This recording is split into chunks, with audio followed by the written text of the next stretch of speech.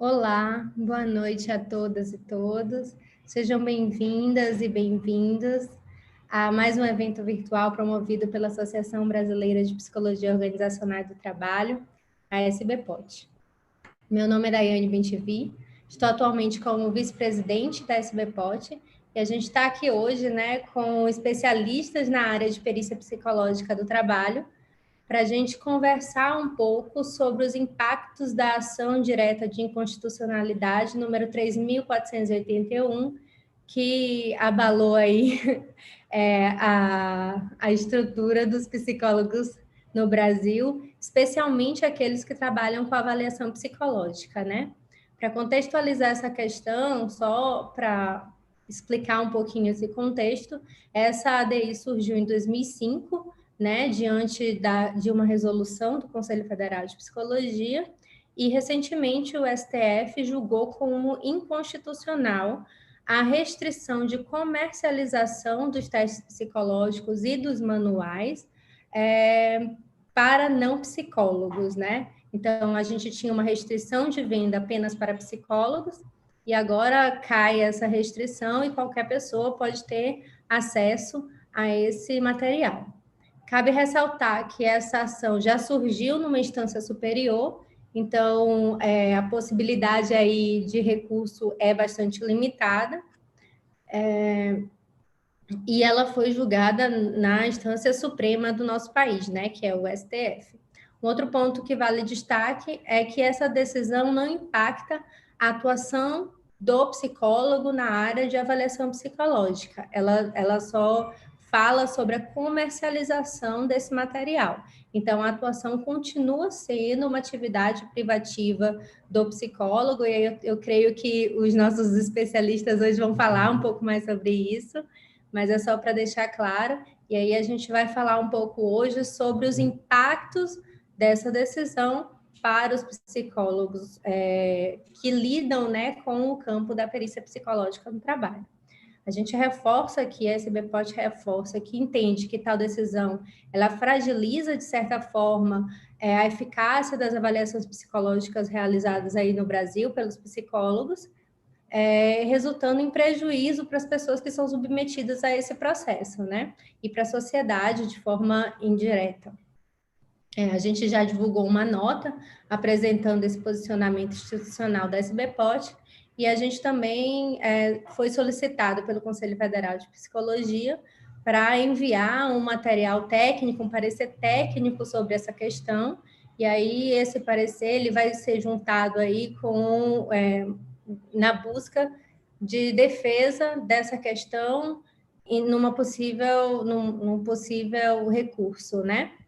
Posto isso, eu queria agradecer a presença de todos, espero que todo mundo goste do debate, a gente está aqui disponível para responder as perguntas de vocês pelo chat, podem deixar aí as perguntas, e ao longo da fala dos nossos convidados, eu vou repassando essas perguntas para eles. A gente tem hoje a Laura Pedrosa Caldas, ela é doutora em Psicologia Clínica, perita do TRT 06, psicóloga em Saúde e Segurança na Eletrobras e é docente também. Obrigada pela presença, Laura. A gente tem o Bruno Chapadeiro, ele é psicólogo, professor do programa de pós-graduação em psicologia da Umesp, ele é pós-doc pela EPM Unifesp, perito do TRT 9, e o professor Roberto Moraes Cruz, que é psicólogo, professor do Departamento de Psicologia da Universidade Federal de Santa Catarina, doutor em ergonomia, pós-doutorado em métodos e diagnósticos e epidemiologia, além de perito psicólogo, e ele é também o nosso editor-chefe da RPOT, né, da revista científica da SBPOT. Então, muito obrigada pela presença de vocês, por aceitar esse convite. E aí eu parto para a nossa primeira pergunta, né, que a gente vai fazer esse debate aqui de uma forma bem aberta e tranquila. Como que vocês avaliam essa decisão do STF e quais as repercussões que vocês preveem, né, para avaliação psicológica no Brasil?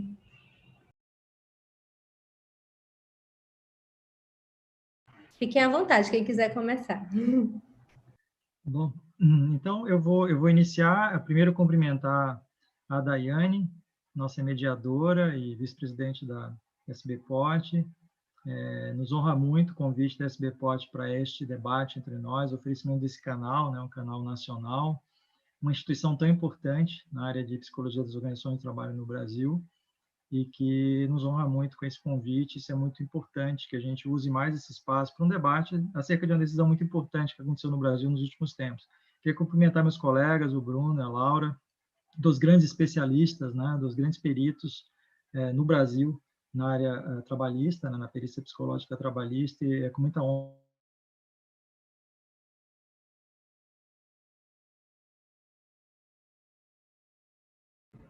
Travou, Roberto. E perdemos, Roberto.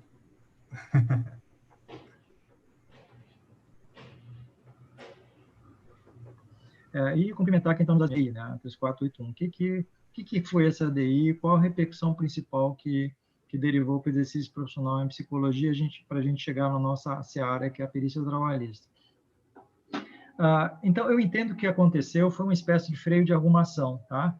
A gente freou o carro e as melancias se desacomodaram um pouco. A gente vai precisar acomodar as melancias, avaliar se está tudo certo, se houve, né, feridos, e continuar a trajetória, né?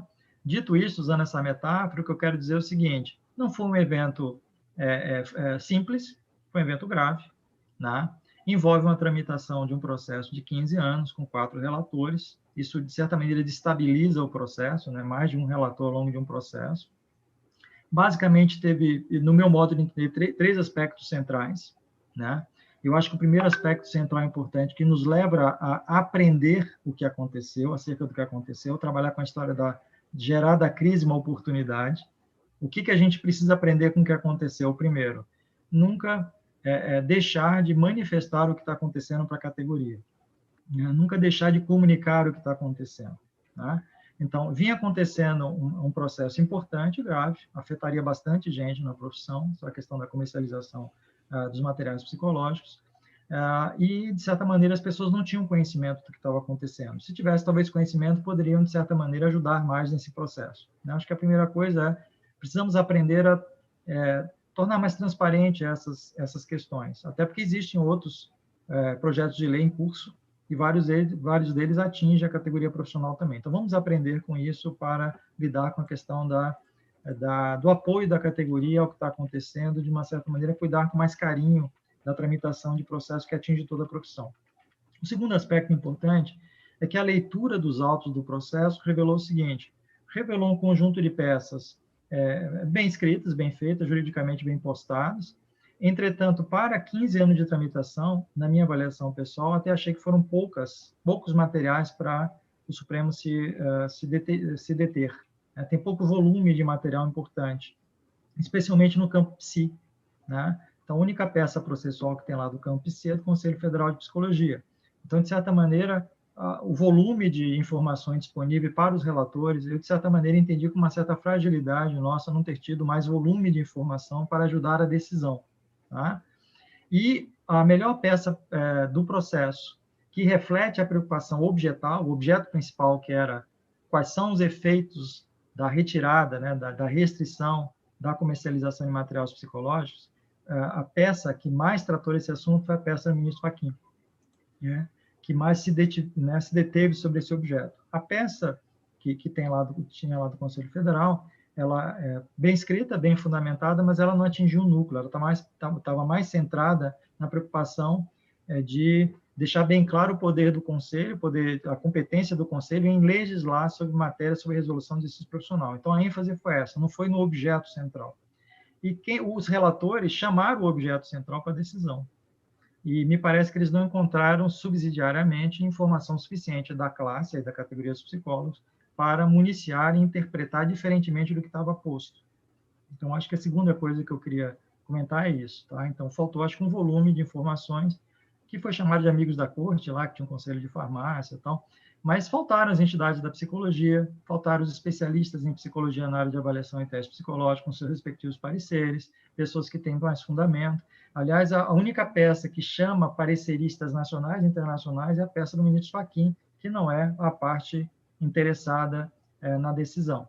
Tá? Aliás, o voto do ministro Fachin foi muito favorável à psicologia, porque era um voto bem fundamentado.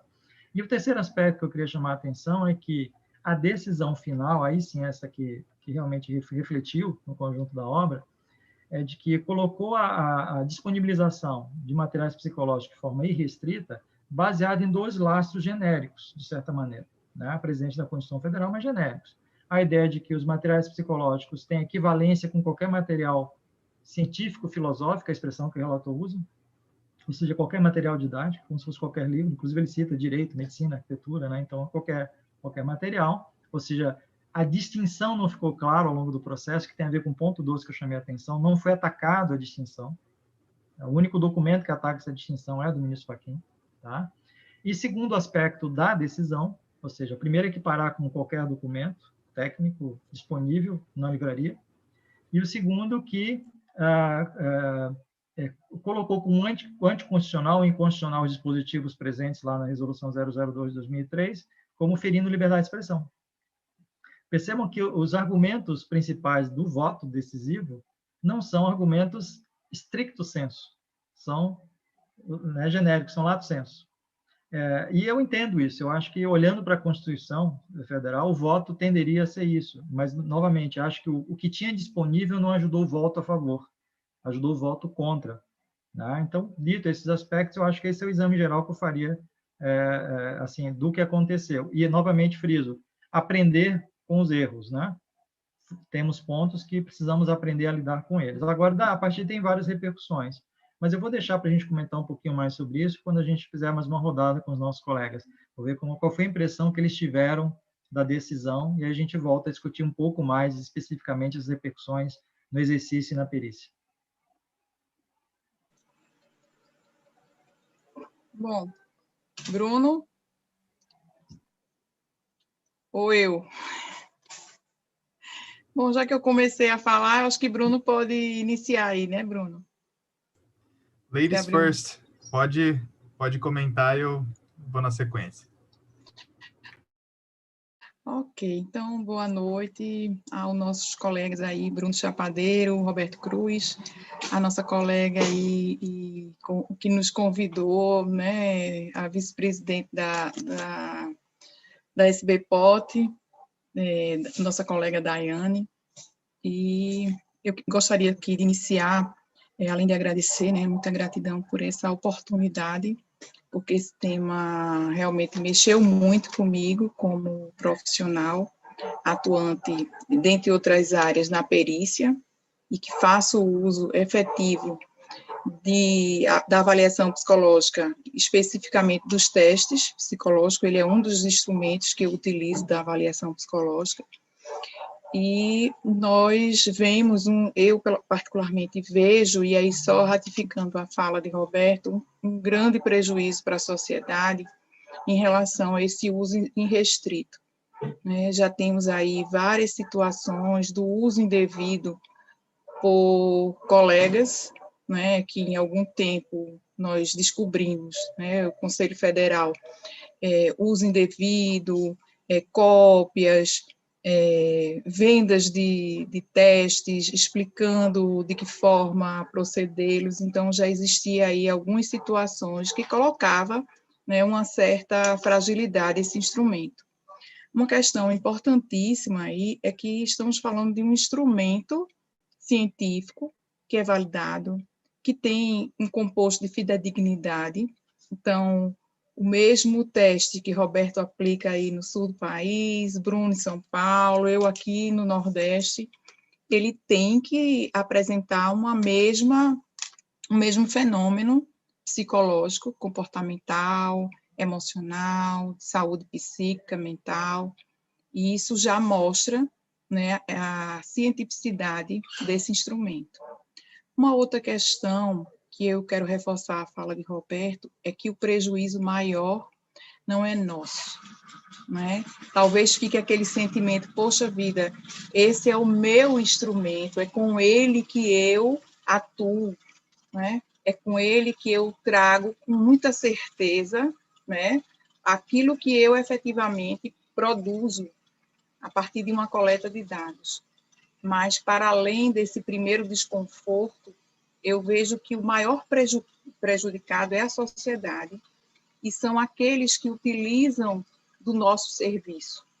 E aí, especificamente, na perícia, na Justiça do Trabalho, estão os operadores do direito, estão o reclamante, a empresa reclamada, estão os magistrados, os advogados, os desembargadores, porque nós somos fornecedores de um serviço que é a perícia, né? E, para isso, nós temos que ter uma bagagem e uma competência, aí pensando no conceito do conhecimento, não é simplesmente porque eu tenho uma formação como psicóloga, não é, que me dá as condições adequadas para me tornar uma expert ou uma perita, né, pensando no conceito epistemológico da perícia. Não é apenas o primeiro ou segundo evento de uma perícia que me dá a habilidade. Conversamos muito previamente, né, Roberto e Bruno, dos anos em que a gente atua como perito. Eu comecei em 2007, na Justiça do Trabalho, aqui em Pernambuco. É uma longa viagem, né, sobre essa seara. Existe, acima de tudo, uma conduta ética, uma atitude respeitosa a quem recebe esse serviço. Acima da nossa Constituição está os direitos universais do homem, né, que extrapola os muros do nosso país. Então, existe uma responsabilidade muito grande de quem faz uso desse serviço, né? Então, não sei se todos que estão nos ouvindo são psicólogos, espero realmente que não seja, porque as nossas resoluções, ela tem esse cuidado, principalmente nesse retorno, não é, de quem se submete à avaliação psicológica, do retorno que é dado a quem nos confere esse poder de perito, ou a quem nos contrata como assistente técnico. E no momento em que esse instrumento científico se fragiliza pelo uso indevido de outras pessoas que não sabem como utilizar essa ferramenta, e repito, muitos psicólogos não sabem fazer uso desse instrumento, porque eles atuam na psicologia em esferas distintas. Na minha casa, somos 2 psicólogas, eu e minha filha. Ela atua na área clínica, trabalha com pessoas, com usuários problemáticos de álcool, de outras drogas, e eu atuo, dentre outras áreas, na perícia específica na Justiça do Trabalho. Então, o instrumento psicológico, os testes psicológicos, eles vão subsidiar essa nossa avaliação. Lógico que ele não é o único e o principal instrumento da avaliação psicológica, né? Eu costumo dizer que o principal instrumento é o instrumento da escuta, né? Que vai além do ouvir, é ouvir o inaudível.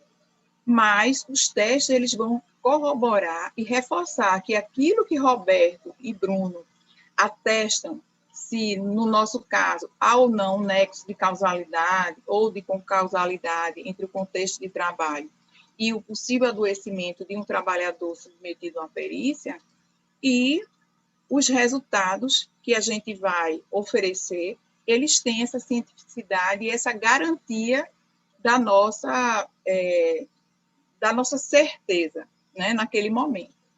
Então, Roberto, eu gostaria de ratificar algo muito importante que você chamou a atenção, é que eu me sinto traída, porque eu pago meu conselho anualmente, né, e eu acho que essa decisão que transitou em julgado e que, segundo você trouxe aqui, e que a gente sabe ao longo da história, ela permeia o conselho desde 2005, e somente agora que transitou em julgado, abre-se um espaço de discussão. Esse espaço que a SBPOT tomou iniciativa é um espaço de um desconforto nosso, peritos do trabalho, ou seja, nós somos apenas uma parte de um todo, né? E aí nós somos uma parte da psicologia e ciência. Mas tem outras áreas da psicologia onde o nosso cliente final eles vão ser fragilizados nessa decisão. Não que os instrumentos, e aí, no caso, falando especificamente da literatura psicológica, ela não deva ser compartilhada. Não é isso que eu estou aqui questionando. Mas os testes que sequer muitos psicólogos sabem utilizar, não por questão de competência, mas por questão do uso desse instrumento da psicologia, né? Porque é um dos instrumentos. Mas aí eu fico me questionando, qual é o ganho efetivo de uma sociedade leiga sobre um instrumento não é tão importante, tão sério, pode trazer, inclusive, pelo seu uso indevido, situações de comoção social. Imagine, vou dar um exemplo, Roberto citou, mas eu vou exemplificar. Imagine agora com a ampliação do porte de arma, né? Então, a lei flexibilizou o porte de arma, e uma pessoa hoje não precisa se submeter a uma avaliação psicológica dentro dos modos que a psicologia atesta como viável. E imagine pessoas aí de acesso mais amplo e sem condições psicológicas de andar com uma arma, seja pela sua agressividade, seja por sua irritabilidade, pela sua estrutura de personalidade, pelo adoecimento psíquico que ele esteja vivendo, principalmente nesse contexto de pandemia, apenas criando aqui um cenário, né? Ou imagine uma pessoa, um jovem, que não tem a habilidade ainda de dirigir, e ele recebe uma carteira porque simplesmente ele teve acesso, né, de como ele deve usar um teste psicológico, como ele pode responder de forma satisfatória a receber uma carteira profissional, uma carteira de habilitação, e essa pessoa tem uma estrutura de personalidade agressiva, e neste momento em que ele está realmente, efetivamente, retirando essa carteira, se habilitando a dirigir, ele está num nível de agressividade elevado, de heteroagressividade elevada. Então, ele vai estar portando uma arma. Ou uma pessoa que tem uma vulnerabilidade ao álcool ou a outras drogas, e os testes nos dão essa sinalização desses fenômenos, e essa pessoa passa a ser mais um ator social que pode provocar um grande prejuízo para a sociedade. Só quero aí fechar com um exemplo que foi muito recente, de um caminhoneiro que atropelou uma moto, matou a pessoa que estava no bagageiro, arrastou por mais de 30 quilômetros o motorista, e depois que foi feito aí uma avaliação, essa pessoa estava há vários dias sem dormir, sob efeito de drogas, trabalhando compulsivamente, não é? E aí, sem levar em consideração culpas, porque não é o nosso papel, nós não somos julgadores, mas uma pessoa que não estava em condições e que talvez, submetida a uma avaliação psicológica, e que é obrigatória para o motorista, para o porte de arma, para o trabalho em altura, para o trabalho confinado, dentre outras, para o trabalho em linha energizada. Então, a avaliação psicológica ela é compulsória. E aí, se você se submete a um concurso ou a um trabalho nessas áreas, e você consegue, porque também não é uma coisa difícil de se burlar, você consegue, não é, modificar a sua real estrutura e psicodinâmica, o que é que vai acontecer? A sociedade se fragiliza, não só aquela pessoa. Né? Então, me perdoe, eu sei que me estendi, mas eu estou muito afetada, né, do afeto sobre essa questão. Bruno, perdão aí. Imagina, Laura, foi uma aula. Bom, boa noite a todas, todos e todes. Queria, primeiramente, cumprimentar os meus colegas de mesa, professor, mestre, Roberto Cruz, Laura Pedrosa, uma colega, já aprendi a respeitar muito o seu trabalho também.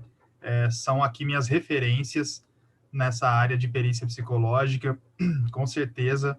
E agradeço o convite, o espaço, a oportunidade, mediação da vice-presidente da Associação Brasileira de Psicologia Organizacional e do Trabalho, nossa colega doutora Daiane Bentivi, que está aqui mediando para nós, cedendo esse espaço tão importante para a gente falar de um tema que gerou um afã né, entre os nossos colegas, para que entidades se posicionassem e a gente pudesse falar sobre esse tema tão caro, né, de prejuízos, ao nosso ver aqui, em relação à nossa prática da psicologia.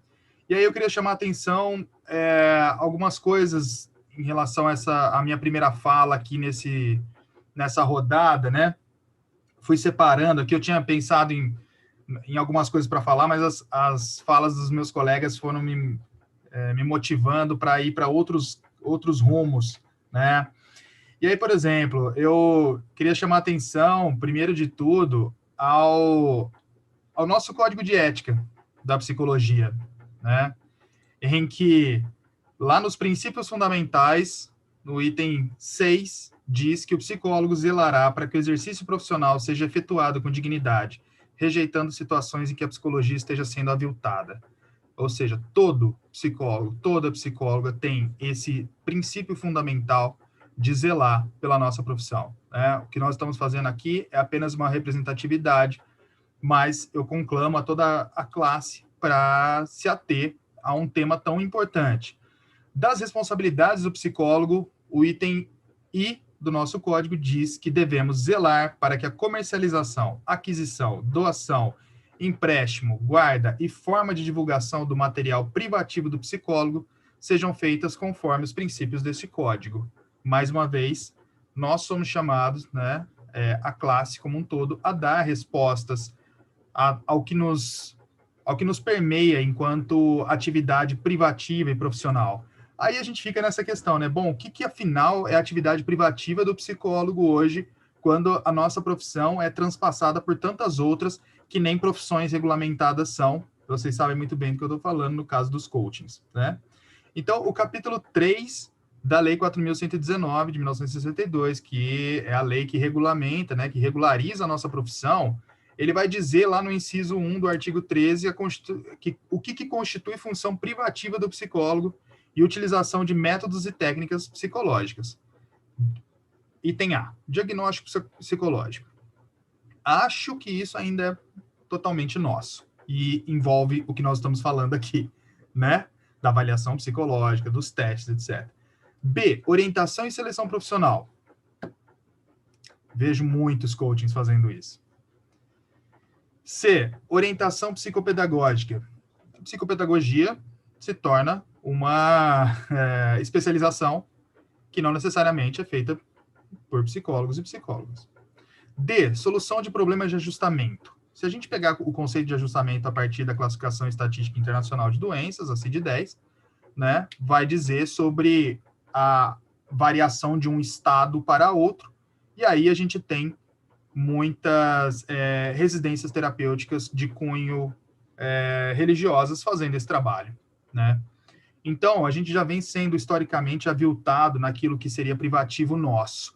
E, infelizmente, os exemplos que eu dou não são exemplos que versam, por exemplo, quando a gente mesmo preconiza a importância de um atendimento, de uma avaliação, de um trabalho, né, que seja interdisciplinar e multiprofissional. É muito diferente. Porque mesmo quando a gente fala de interdisciplinaridade e multiprofissionalidade, aquilo que é de privativo daquela profissão é resguardado, certo? Então, mesmo quando a gente está numa avaliação multiprofissional, eu não vou versar, por exemplo, sobre aquilo que seja de privativo de colegas da terapia ocupacional, da fisioterapia, da medicina, da enfermagem, né? Porque senão não haveria por que existir os conselhos de classe. Os conselhos de classe justamente não servem só para essa fiscalização, né? Como está descrito, né? Não só fiscalizar, mas orientar a prática profissional, né? E nessa orientação da prática, cabe, inclusive, zelar, como eu li no nosso código, o que é de privativo do exercício da psicologia.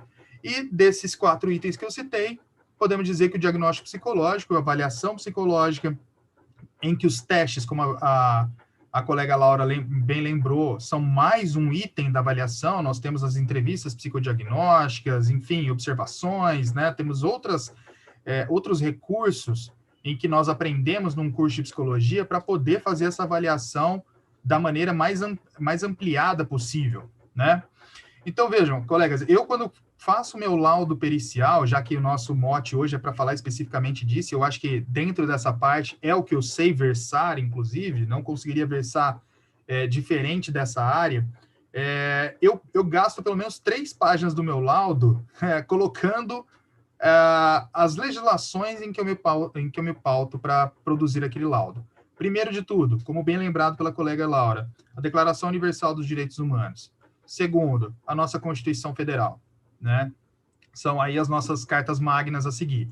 E lá para o fim, só que eu vou citando as resoluções do Conselho Federal de Psicologia, dentre elas, por exemplo, a Resolução 9 de 2018, que versa sobre avaliação psicológica, ou agora, uma mais recente, né, a Resolução número 6 de 2019, que fala sobre as regras para elaboração de documentos escritos, para os laudos, etc. Então, nós temos aí, né, como bem lembrou o professor Roberto Moraes Cruz, algumas problemáticas nessa decisão, né, em que o voto é dito sobre aquilo que deve ser de usufruto comum, do bem comum, né? E aí bate com uma legislação, e a gente acaba caindo nessas dificuldades de interpretação de legislação sobre qual é maior do que a outra. Por exemplo, só para dizer algo que é muito caro ao tema da perícia judicial, né? A Lei 12.842 de 2013, que é a mais conhecida, né, a famigerada Lei do Ato Médico, vai dizer no artigo 4 que o procedimento pericial, a realização de uma perícia é de usufruto privativo do médico. Só o médico pode realizar uma perícia, né? O detalhe que a gente consegue pegar atenção nessa lei é que ele vai falar sobre a realização de perícia médica. Agora, muitos laudos meus, né, por vezes tentam ser impugnados por colegas médicos por dizerem, não, é um ato privativo do médico realização de perícia. Mas o Código do Processo Civil, né, já desde 2015 em voga, no seu artigo 156 vai dizer que todo profissional legalmente habilitado ou órgão competente possa realizar perícia, né, contanto que seja realmente comprovada a sua competência na matéria. Então, vai caber ao juízo. E aí, os próprios juízes, cada um que eu entrevistei para minha tese de doutorado, tem a sua interpretação. Na sua grande maioria, o Código do Processo Civil ele é superior à lei do ato médico, porque ele regula o processo trabalhista, né? Então, sim, não é um ato privativo do médico, né? O psicólogo pode realizar perícia. Então, veja que eu estou chamando um paralelo, porque sobre o voto, né? E eu acho muito importante o que o professor Roberto Cruz colocou para nós, né? A gente ir no ipsis literis da letra da lei, né? O que foi dito em relação ao voto sobre esse dizer de ser algo do bem comum, né? E isso sobreporia, então, uma resolução e uma legislação magna da nossa profissão, regulamentada desde 1962. Então, na verdade, eu estou trazendo aqui ao debate. Eu não tenho ainda essa resposta também. Acho que aqui essa live é um exercício nosso para tentar encontrar respostas, né? E por isso esse coletivo aqui tão qualificado para isso. Mas vejamos, então, aquilo que a gente também faz a crítica de profissionais da medicina de tentar resguardar algo que seja privativo, possa acontecer conosco, né? Agora, ressalto a ideia sobre interdisciplinaridade que está posto nas legislações sobre o Conselho Nacional de Saúde, né, em que vai dizer aquilo que cada profissão deve exercer num trabalho multiprofissional interdisciplinar. Ou seja, se é nos tirado aquilo que sobrou, que é o item A da lei, né, que é o diagnóstico psicológico, a avaliação psicológica, então, qualquer profissão poderia fazer o que nós fazemos. Então, os 5 anos de graduação, mas sabe Deus quanto de especializações e etc., né? Estamos em formação até hoje. Qualquer pessoa sem essa formação, que inclusive a legislação pede isso, que só possa exercer algo que é privativo do psicólogo, aquele que faça o curso e tenha registro no conselho de classe, né? Então, cai por terra. Ou seja, as disciplinas que nós temos, inclusive, para fazer as avaliações dos testes, né?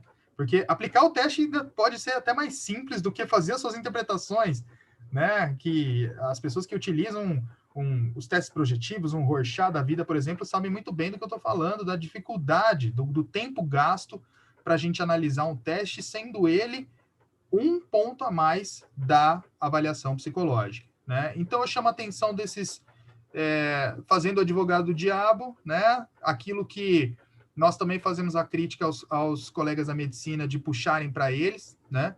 Mas, por outro lado, também, que a proposta aqui não é cair num bairrismo da nossa, né? Numa coisa em que a gente apenas defenda aqui a psicologia sobre todas as coisas, mas não, né? De fato, o que a gente faz tem um sentido, tem um significado, tem um propósito, tem algo muito bem fundamentado, muito bem estudado. Não à toa, o próprio Conselho de Psicologia tem um braço seu, né, o SATEPSI, apenas para fazer avaliação desses testes. Muitos testes da área de POT, por exemplo, continuam até hoje, né? Me corrija se eu estiver errado, eu posso estar desatualizado, viu, Daiane? Mas um VARTEG da vida, antes utilizado para recrutamento e seleção, ele está em suspenso até hoje. E ele era muito disseminado, muito utilizado na década de 80, 90, né? Ele era talvez o teste mais utilizado, né? E ele continua em suspenso, tamanha a necessidade de revisão disso a todo tempo, né? Então, a gente pode acabar esvaziando também esse tipo de trabalho que é tão importante da gente, ao aplicar um teste, a gente está fazendo também esse trabalho de reavaliação, de validação, de compreensão dele para a nossa realidade, né? Então, é algo que só nós, da psicologia, temos essa capacidade por conta da nossa formação ser voltada para isso, né? Então, é também importante a gente diferenciar o que são os testes psicológicos e os demais outros testes, né? Muita gente fala assim, mas eu vejo muita gente aplicando teste em seleção, os testes no Facebook. Não são testes psicológicos. Vamos deixar claro, eu sempre deixo isso claro para os meus alunos, né, e alunas. Esses outros testes, eles podem ter fundamentos em abordagens da psicologia, etc., mas não são testes psicológicos. Para ser um teste psicológico, ele precisa ter uma validação científica, ele precisa ter muito estudo, ele precisa ter uma validação pelo conselho de classe, né? Então, não é algo assim feito da noite para o dia, de uma forma irresponsável, e nós mesmos que estamos na perícia judicial trabalhista, estamos dando a cara para bater em muitos dos testes que a gente se propõe a utilizar. Eu mesmo utilizo testes que não são psicológicos algumas vezes também, né? Coloco essas ressalvas em relação a isso, são testes que são validados a partir de teses de doutorado, de artigos de pós-doutorado, etc., mas não são testes psicológicos. Aqueles que são testes psicológicos, inclusive, na nossa forma de aplicação, há todo um cuidado ali na hora de fazer a perícia também, né? Porque você deve resguardar a integridade e o bem-estar da pessoa, como preza o nosso código também, tá? Então, faço o advogado do diabo em relação a isso da interdisciplinaridade, da multiprofissionalidade, mas, ao mesmo tempo, chamo a atenção para aquilo que só nós, né, pela nossa formação, somos capazes de fazer, que é o nosso papel dentro da interdisciplinaridade, se não qualquer outros profissionais que não tenham formação na psicologia possam realizá-lo. Obrigada, gente, pela essa primeira rodada aí de falas. Eu só lembrando que essa ação está transitando desde 2005, passou um bom tempo parada, aguardando o julgamento, e por ela transitar apenas nessa instância superior, como eu já falei, há uma limitação de intervenção aí durante o processo. Um outro ponto importante para ser ressaltado foi a fala da Laura que ela trouxe, e aí vale a pena falar incansavelmente que uma avaliação psicológica ela não se limita à testagem, né, ao uso de um instrumento ou de vários instrumentos. É um rol de outras técnicas, e aí nada disso vai mudar na nossa prática profissional. E uma outra questão importante aí, a partir da fala do Bruno, é que as resoluções do CFP e o próprio conselho, ele não serve para agir em prol da categoria, né? Então, isso é bastante importante, que ele serve para resguardar a sociedade de um adequado exercício profissional. Então, essas resoluções são importantes para a sociedade. A gente não está discutindo aqui uma questão de mercado, mas a gente está discutindo aí uma defesa do adequado exercício da psicologia para ter aí uma eficácia nessas avaliações produzidas pelos psicólogos, né, diante da utilização desses instrumentos. E aí a gente entra um pouco mais fundo e mais focado no trabalho de vocês, no campo da avaliação da perícia psicológica no trabalho, né? Como é que vocês avaliam o impacto dessa decisão, mais especificamente na realização dessas perícias psicológicas na Justiça do Trabalho? Então, alguma coisa vai ter que mudar, não vai ter que mudar, alguma coisa vai ter que se adaptar. Eu já ouvi aí muitos debates sobre o tema, e eu no campo organizacional, né? E aí está se falando que talvez as empresas devessem agora, com essa mudança, construir, né, seus próprios instrumentos, chamar psicólogos organizacionais que tenham aí um conhecimento mais profundo em psicometria para produzir seus próprios instrumentos, para evitar qualquer invalidação no processo de avaliação psicológica por conta de pessoas que já conhecem aí os testes e os resultados, né? E aí eu queria saber especificamente no campo da Justiça do Trabalho, como é que vocês veem esse processo, se isso vai ter algum impacto, alguma mudança, e como é que vocês estão tentando agir aí se preparar, né, diante dessas possíveis mudanças.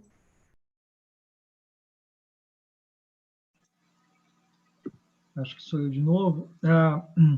Primeiro, assim, quando a gente fala em avaliação, eu acho que o que a gente está discutindo são repercussões de uma decisão que atinge um conjunto de exercício profissional, do conjunto do exercício profissional, porque a avaliação psicológica é um conjunto, né, de métodos, procedimentos, arranjos, inclusive teóricos, realizados em várias.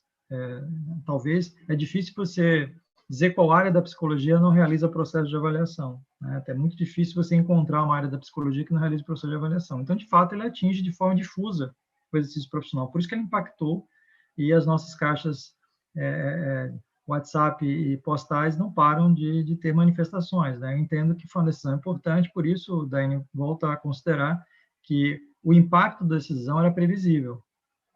Então, toda a cautela era importante. Volto a dizer, né? Toda a cautela era importante. Apesar do uso da restritibilidade das ações no trânsito em julgado, os amigos da corte existem para qualquer momento aparecerem e se disporem a fazer isso, né? Isso, de fato, não aconteceu, é uma coisa para a gente aprender.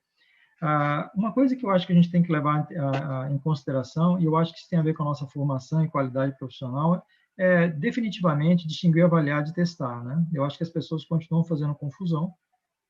Isso dentro e fora da psicologia. É natural que isso possa acontecer fora da psicologia, não deveria ser natural dentro da psicologia, né? Eu acho que a primeira coisa é a concepção de avaliação. E a perícia é uma modalidade de avaliação psicológica. A perícia é uma especialidade da avaliação psicológica. Você tem avaliações psicológicas para várias finalidades, tá? Porque, basicamente, uma avaliação psicológica ela tem 3 características. Ela tem objeto específico, ela advém de demanda específica e ela resulta para a tomada de decisão específica. Toda avaliação é assim, seja ela neuropsicológica, aplicada ao mundo organizacional, seja uma perícia psicológica, etc. Então, ela tem 3 características básicas. A modalidade pericial, seja ela judicial ou extrajudicial, porque também tem isso, você tem as duas linhas de frente. A avaliação psicológica ela ganha contornos específicos. Claro, você está fazendo uma perícia no âmbito do processo judicial, ela tem algumas características específicas, porque você tem um especialista no assunto, que é o caso aí Bruno, Laura, tá? Que atuam aí como peritos oficiais, né? Peritos do juízo. Eu trabalho como perito ad hoc, um perito privado, né? Que atua junto ao processo. Então, neste caso, o que vai acontecer? A avaliação pericial, ela talvez seja uma das modalidades de avaliação psicológica em que há mais critérios e mais variáveis em ação para você trabalhar. Primeiro que, do ponto de vista da definição, uma perícia psicológica, ela, por ter que investigar não somente a característica ou possível prejuízo na pessoa, precisa não somente verificar essa possibilidade, mas relacionar essa possibilidade com eventos ou demanda jurídica, que é o que a Laura falou de nexo de causalidade com causalidade. Então, uma das características da avaliação psicológica pericial é que ela não se detém a avaliar as condições psicológicas das pessoas única e exclusivamente. A perícia não termina aí. Essa é a primeira parte do exame pericial. Além disso, precisa fazer uma relação de determinação, tentar elaborar ou verificar se essa possibilidade existe entre o evento que está sendo, que foi vitimado ou possivelmente vitimado alguém e os fatores de antecedentes ou aquilo que está sendo ajuizado como causa ou possível causas no plural. Então, esse trabalho é difícil. Por isso que existe uma distinção muito clara, inclusive no Código de Processo Civil, né, que a perícia, qualquer que seja ela, é exame, vistoria e avaliação. São 3 palavras. São 3 palavras. Está no Código Civil, inclusive, né? Código de Processo Civil. Porque examinar é verificar, é constatar o prejuízo. Vistoriar é fazer a relação entre a constatação do prejuízo e suas possíveis relações com o ambiente ou com o contexto em que ele se insere. E avaliar é usar a sua inteligência, como perito, para aferir estas relações e concluir por um possível ou não nexo. São 3. E, ao fazer isso, um perito na Justiça do Trabalho, ele trabalha basicamente com 3 métodos importantes, que a gente chama de construção do meio de prova pericial. A gente trabalha com fonte documental, que muitas vezes não está no processo, mas pode não estar, pode estar dentro da empresa. Quantas vezes, como perito, você tem que ir à empresa para coletar dados sobre saúde ocupacional, insalubridade, PCMSO, PPRA. Você tem que coletar uma série de dados sobre saúde ocupacional, dados ocupacionais, dados clínicos, acidente de trabalho, absenteísmo, doença de pessoas relacionadas com a vítima. Inclusive, pode não ser a vítima, porque você tem que estabelecer nexo de causalidade, inclusive com fatos já exauridos anteriormente no contexto específico. Então, você tem um método que aí tem a ver com a característica da avaliação psicológica pericial. O perito corre atrás de várias variáveis, né, de várias fontes. Então, uma parte é trabalhar com documentação. A outra parte é clínica. O perito precisa examinar a possível consequência. E aí vem a parte importante da avaliação psicológica. Então, ele precisa ter, obviamente, toda a sua metodologia clínica, e aí vem todos os recursos possivelmente clínicos que você pode utilizar. E, novamente, dentre os instrumentos disponíveis na clínica, um deles se chama teste psicológico. É importante que a gente sempre perceba que teste psicológico é um conceito, não é um adjetivo, é um conceito. Tá? Eu trabalhei na CCAP, no SATEPS, e a gente sempre dizia que o SATEPS não é um sistema de avaliação de testes psicológicos. É um sistema de avaliação de instrumentos, que podem sair teste psicológico ou não. O check-out do sistema SATEPS, né, nós nos avaliamos a priori um teste, nós avaliamos a priori um instrumento, e se ele tiver construto psicológico, norma psicológica, interpretação psicológica a partir de exame psicométrico, ele recebe status de teste psicológico. Porque tem instrumentos que derivam da verificação do SATEPS que você não tem a qualificação de teste psicológico na saída, no check-out. Né? Para uso privativo de profissionais de psicologia. É outro instrumento. Tá? Então, isso é uma coisa importante. O teste psicológico é um conceito. E aí, lembrando um pouco o Bruno, né? Quando a gente faz o exame clínico do possível prejuízo, como a gente chama muito em perícia, né, pessoal, dano, chamado dano pessoal, né? Que tem uma extensão na integridade, que tem extensão moral no direito, né? Tem extensão, né, moral.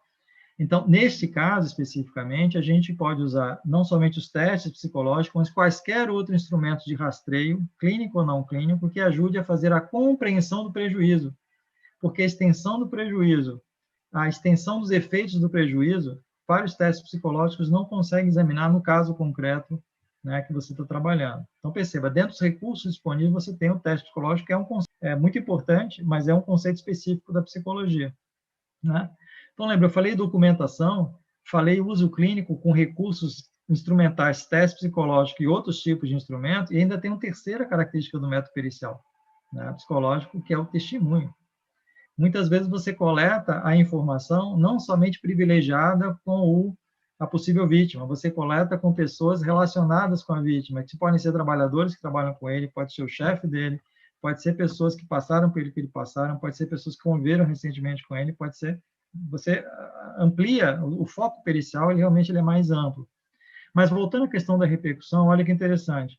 O método pericial, ele tem realmente um grau de complexidade. Eu diria que é uma avaliação psicológica com um grau de complexidade bem específico mesmo.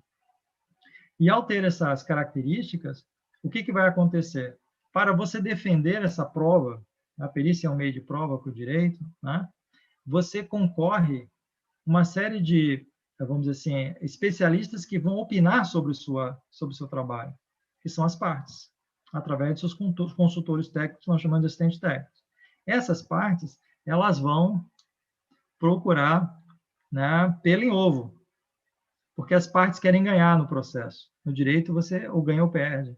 É binário, né? Mas a informação psicológica não é binária. As informações que você constrói no processo não é binária. Mas o direito há uma disputa. E o perito, por exemplo, quem faz a perícia psicológica, está olhando para o juízo, para levantar as informações necessárias para o juízo, mas ele é confrontado pelo contraditório das partes, pelos assistentes técnicos. Isso confronta a perícia, você procura pelo em ovo. Por que eu cheguei no pelo em ovo? Porque essa repercussão, ela vai aumentar o interesse de buscar pelo em ovo. Você vai fornecer as informações importantes para, se ela procurar pelo em ovo, agora eu tenho uma peruca inteira à minha disposição. Então, vai tornar mais complexo a forma como o perito vai responder, percebam? A avaliação continua complexa, com métodos robustos, técnicas robustas, até porque a teoria utilizada na perícia psicológica pericial, ela é robusta, porque não concorre só teorias psicológicas, tem teorias ocupacionais, tem teorias de risco, tem teorias de análise do trabalho, então é robusta de fato. Entretanto, os operadores do direito, especialmente no caso da perícia psicológica e na Justiça do Trabalho, vai ter agora mais oportunidade, mais fontes de informações técnicas para encontrar esses pelos no ovo, é isso que eu estou querendo dizer. Então, vai ter que aumentar a habilidade ainda do perito, né, de tentar, no seu laudo psicológico, nas respostas aos quesitos, ter uma qualidade de resposta para, de certa maneira, reduzir o viés que virá da ampla e restrita acesso a materiais psicológicos. Perceba, os materiais psicológicos que nós tornamos privativos hoje no Brasil, você tem um manual, mas não é só um manual que diz como fazer, como aplicar. Ali você tem dados teóricos, você tem dados técnicos, tem dados normativos, tem dados de interpretabilidade, e você tem, inclusive, exemplos de casos. Não é? Os manuais têm exemplos. Você acha que as pessoas não vão usar para contradizer no caso concreto, né, os elementos que você tem? Olha, a informação que este estudo obteve sobre o uso de tal teste, do qual o senhor usou também, diz que nesse caso é X. Por que o senhor disse que é Y? Até você provar que aquela é uma informação que se integra ao conjunto pericial para dar interpretabilidade ao fato, até você explicar tudo isso, você vai ter que gastar muito texto e muita saliva. Então, Bruno e Laura, os nossos laudos que já tem 14, 15, 16 páginas, mais uma resposta a umas dezenas de quesitos, provavelmente vai ter que ser mais ainda robusto e com um grau de interpretabilidade em termos técnicos, em termos de uso de fontes complementares, como o Bruno referiu, que a gente usa muito o estado da arte para ajudar a gente a defender o nexo, para a gente ajudar a defender o prejuízo que a gente identificou. Então, eu estou querendo dizer que, na verdade, o que muda, na minha avaliação, claro, né, não é o processo que nós fazemos em si, mas é o fato de, ao repercutir no que a gente faz, as pessoas vão procurar aumentar, por ter acesso à informação, a crítica ao que nós fazemos, usando os recursos que nós usamos, perceberam? Então, você vai ter que jogar um jogo em que todos, né, estão aumentando o conhecimento sobre o jogo, você tem pouco segredo para trabalhar, vamos dizer assim, e você vai ter que aumentar a sua capacidade de interpretabilidade e convencimento em relação à sua conclusão laudatória, as respostas esquisitas que a gente vai trabalhar. Então, eu entendo que essa é uma coisa assim, mais assim, importante que vai acontecer. Eu só vou destacar um último aspecto, e já libero a palavra para meus colegas. No final das contas, eu acho que essa decisão, ela e outras que podem vir com esta mesma característica, e eu acho que estão vindo por aí, ela atinge 3 dimensões da nossa atividade, que repercute lá na nossa avaliação, na nossa perícia, tá? Ela atinge a dimensão científica, percebam. A dimensão científica, a ética é legal. A gente está mais frágil hoje em psicologia na dimensão legal. O nosso problema não é cientificidade. Nós temos uma pujante ciência psicológica, fortes teorias e fortes metodologias. Nosso problema não é... Nós temos a psicometria, uma ciência que poucas outras ciências têm disponível. A gente tem método, teoria, ciência robustas, empiria, estudos internacionais, nacionais. Nosso problema não é ciência. Ética é um problema? Não. Né? Os psicólogos são conhecidos dentro dos profissionais do campo geral desses profissionais, que inclusive têm um conjunto de condutas relativamente controladas socialmente pelo campo ético, até porque atravessa muita formação do psicólogo isso. Eu não estou preocupado muito com essa dimensão. Acho que a dimensão ética vai atingir são outros senhores, né? Vão atingir são outros lugares, né? Que passa por quem compra, passa por quem vende, passa por quem usa, vai atingir assim os chamados não profissionais psicólogos. Entenderam? Que eu acho que a Laura e o Bruno tocaram de certa maneira. Agora, o aspecto legal, eu acho que tem sido historicamente mais frágil nosso. Sabe por quê? Na prática, vamos imaginar nós peritos lá, né? O Bruno faz aquela lista de resolução, eu também faço no laudo, né? E inclusive aquela de 2010-08, seu papel de perito. Tudo aquilo, para o direito, não vale. O que vale é a lei ordinária. A 6, a 17. Então, o que vai acontecer? Eu, inclusive, tenho usado a diretriz do trabalho seguro, que coloca no seu parágrafo primeiro, que psicólogo, médico e tal, aí já alinha todo mundo ali naquele parágrafo, né, meninos? Então, assim, eu uso mais a diretriz do trabalho seguro do que as resoluções do próprio conselho. Por quê? Por uma questão legal. Se você está fazendo uma perícia e o advogado quer entrar, né, o advogado, né, não assistente, o advogado, pode ser assistente técnico, inclusive não psicólogo, ele quer entrar para estar junto, né, no local de perícia, e se você disser que não, por causa da resolução 08 de 2010, eu sinto muito, ele vai pedir invalidade da perícia e vai ganhar, porque o que vale é o direito do processo civil. Então, isso posto que eu quero dizer, nós temos muitas resoluções na categoria, e a gente está entendendo que elas têm força de lei. Eu estou querendo chegar nesse ponto agora. A nossa fragilidade tem sido, e se a gente não tiver cuidado de legislar no nível ordinário, da lei ordinária sobre isso, nós vamos continuar perdendo, né, a baila sobre esse assunto.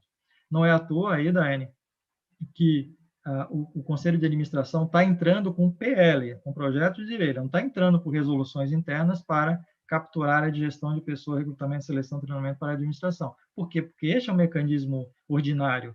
Você sustenta a legislação e aquelas resoluções todas que estão previstas na 4766, que cria os conselhos, elas têm pouca validade jurídica, elas têm pouca força, né? Inclusive na perícia, no ato pericial. As pessoas podem invadir a perícia, né? E se você disser que não pode, tal, ele vai, né, dizer assim, olha, está aqui o Código de Processo Civil, esse é meio de prova, eu preciso ter acesso, você não pode não deixar permitir. Mas a resolução do Conselho diz que você não pode entrar. Olha, eu sinto muito, mas é uma questão de antinomia, né? Esse direito vale mais do que esse, a legislação vale mais do que essa. Então, eu acho que a dimensão legal, e volto a dizer, nós não temos problema de dimensão científica, eu diria muito pouco na ética, do ponto de vista do trabalho dos psicólogos que eu conheço, e nossa fragilidade é legal. E aí, imediatamente, o que vai acontecer? O Conselho Federal vai ter que correr para mudar 2 resoluções de pronto, que é a 002 de 2003 e a 009 de 2018, porque ambas falam em comercialização, ambas falam de que você tem que registrar, o psicólogo tem que, né, para, né, comprar, tem que registrar, tem que deixar o seu CRP e o número dos registros dos testes. Isso tudo cai agora. Tá? Então, isso já vai ter que ser alterado. O Bruno citou vários aspectos do Código de Ética. O Código de Ética vai ter que ser aperfeiçoado e aprimorado. Né? Perceba, tem várias consequências. Por isso que eu estou dizendo que é uma decisão simples, ela tem várias consequências. Ela até tem consequências sobre a 4.119. Porque, no final das contas, e aí retomando até o que o Bruno colocou, o único ponto que ainda não foi atacado, atingido completamente, foi tangenciado, foi o diagnóstico, né, Bruno? Tangenciado. O que nos vale no diagnóstico é porque ele está previsto em 2 legislações federais, por isso que nenhum ato médico atinge. Isso é muito importante, os psicólogos não têm ideia disso, às vezes. não foi atacado o diagnóstico psicológico, ou seja, de objeto psicológico, que ele está previsto em 2 legislações federais, a 4.119 e a 544 é de 64, não lembro muito bem agora. São as 2 legislações federais, que falam em diagnóstico psicológico e prevê a perícia, né? Aí sim. Né? Ser perito em matéria psicológica. Então, isso, nenhuma outra legislação, a não ser a Constituição, poderia atuar sobre. Porque mesmo o ato médico, ele tem a mesma relação, entendeu? De lei ordinária. Então, o que nós mantemos hoje privativo, de fato, é a possibilidade de realização diagnóstica, que é uma característica muito importante do ato pericial. Aí vem a parte importante. O ato pericial, ele é muito centrado na noção de que você vai caracterizar um tipo de agravo, dano, consequência, prejuízo, constrangimento, as palavras são as mais variadas, depende do caso concreto, em relação a uma possível causa antecedente. Aí é o ato pericial per si. É isso que a gente vai fazer. Tá? É isso que a gente faz cotidianamente. Então, só para encerrar, eu acho que a nossa fragilidade está no campo legal. E é isso que, historicamente, é o nosso problema. E volta a me preocupar quantas lives a gente vai ter que se encontrar para a gente falar de mecanismos que atingiram a profissão porque a gente estava com uma resolução e não com uma lei. Aí me preocupa de novo nós sermos atingidos de novo por outras coisas que vêm por aí. Desculpe a extensão, mas achei que era importante. Pois é, Roberto. Eu tenho conseguido aí, de alguma forma, manter, né, o laudo, mas por meio de conversas e discussões com os magistrados, com os advogados, né, da importância de quem é o real, né, para quem a gente trabalha. Né? Nós somos docentes, eu costumo dizer o seguinte, nós não estamos ministrando aula para os alunos, mas para quem eles vão prestar serviço no momento em que eles estão se capacitando. Então, é uma mudança muito grande de paradigma, e eu acho que essa discussão nossa tem que passar por essa mudança. Quando a gente está aqui discutindo de quem é o direito de conhecer os testes, se apropriar dos instrumentos, poder comprar os instrumentos, para além desse direito, tem o nosso dever de proteger a quem se submete à avaliação. Né? Então, assim, reforço demais essa questão legal. Vou dar um exemplo em cima disso. Né? A categoria de assistente social, há muitos anos, eles já conseguiram as 30 horas legais, e nós sequer temos essa discussão ampla. Né? Outro ponto que nós discutimos, eu faço questão de reforçar, é essa falta de diálogo com os conselhos, com o Conselho Federal, porque nós só tomamos conhecimento quando isso se transitou em julgado. Então, essa discussão teria que ser lá em 2005. Né? A gente agora vai ter que correr atrás do prejuízo, como a gente conversou previamente. E acho que a gente precisa, Roberto e Bruno, ampliar essa discussão para além da nossa caixinha, mas abrir um diálogo para a sociedade, para os operadores do direito, e aí, pensando na nossa área, como peritos na Justiça do Trabalho, a gente abrir discussão sobre quem, de fato, vai sair lesionado nesse processo. Né? Então, além da questão do ato médico, a gente também se resguarda no Conselho Nacional de Saúde, não é verdade? E com a resolução da presidenta Dilma Rousseff, quando ela promulgou, dentre as profissões de saúde em nível superior, a psicologia. Né? Então, isso também, de alguma forma, fragiliza o que a gente chama de ato médico. Né? Então, uma questão importante para que a gente amplie essa discussão é distinguir o papel do psicólogo e do psiquiatra numa perícia em saúde mental de trabalhadores. Né? O que cabe a cada um, o que é comum aos dois, o que é que delimita, né, essas duas ciências. Né? Então, são várias questões, e aí, infelizmente, em vez de a gente ampliar essas discussões na sociedade com outros atores sociais, nós estamos retomando a gente está ampliando aqui, o Ciri está aqui perguntando o que é que eu quero saber. A gente está retrocedendo a uma discussão sobre um dos nossos instrumentos de trabalho e que a gente sabe, né, que tem interesses pecuniários, financeiros por trás disso aí, quando o real sentido ético da nossa profissão é salvaguardar a quem se submete a uma avaliação psicológica.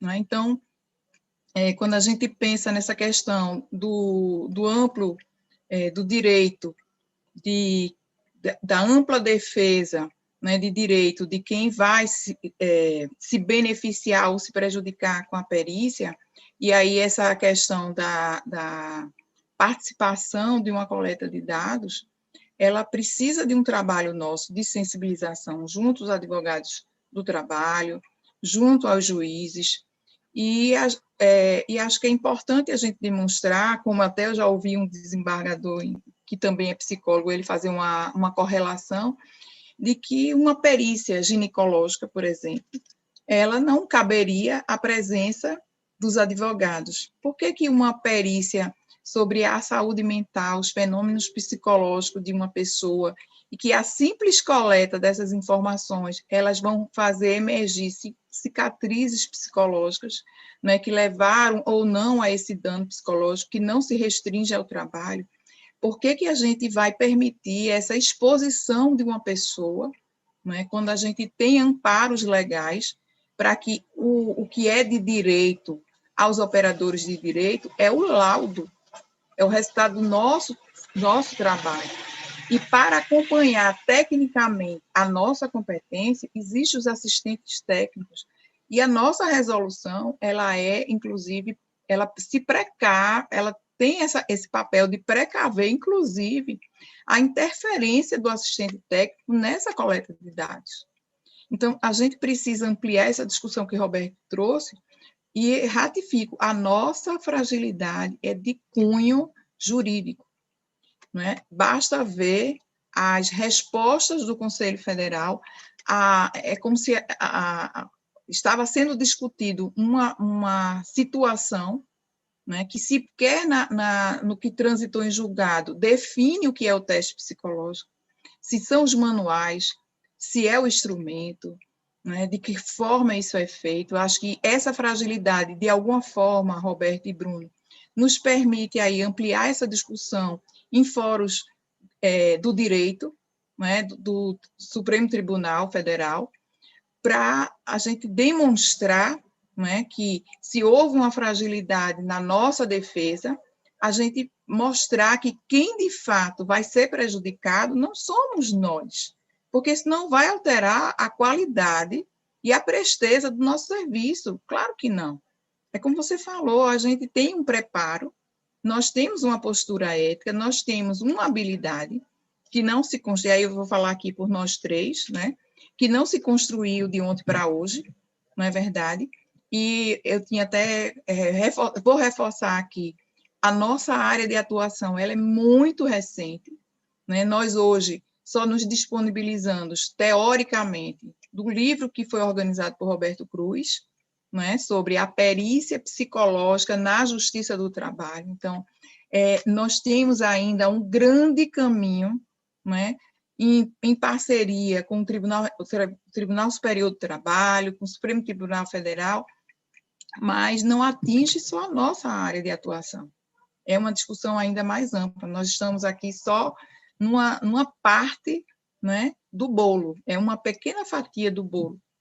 Mas eu acho que é importante a gente reforçar que, mesmo que seja uma ação, em parte, né, transitada em julgado, e que já nos chama a atenção a um prejuízo, mas que ela possa, de alguma forma, ser minimizada para quem esse serviço é prestado.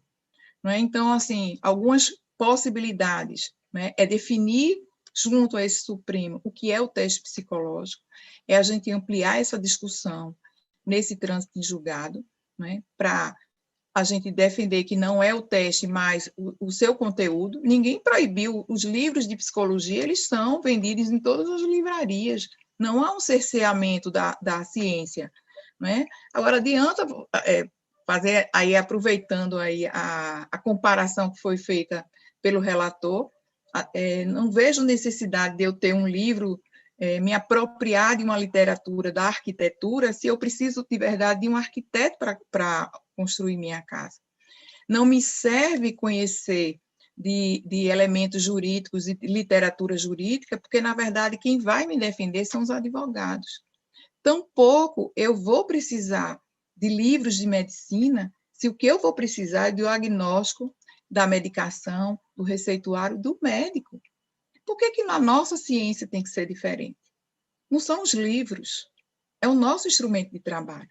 Não é o simples fato de eu fazer, aí eu vou pegar esse exemplo que eu dei, fazer um exame ginecológico, eu vou comprar os instrumentos, né, vou me validar dos instrumentos de um ginecologista, né, ou de um ortopedista, ou de um radiologista. Então, os testes psicológicos, eles são a nossa prática.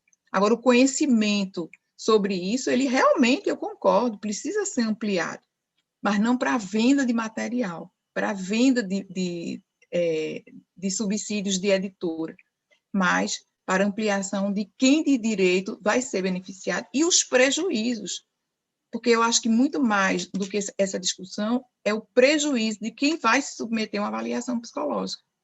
Porque, como o Roberto chamou a atenção aí, nós já temos uma discussão muito árdua com médicos, com médicos psiquiatras, médicos do trabalho, médicos clínicos, com advogados, né? Eu percebo que isso aí, de alguma forma, minimizou quando o próprio Tribunal Superior do Trabalho reconhece, dentre as profissões que podem fazer perícia, a psicologia. Foi um grande avanço, aí eu acho que há uns 10 anos. Mas não é suficiente. Nós precisamos ampliar a discussão com esses profissionais de saúde. Nós precisamos ampliar essa discussão entre nós, psicólogos, né, a quem nos cabe nesse latifúndio, e também com os operadores do direito.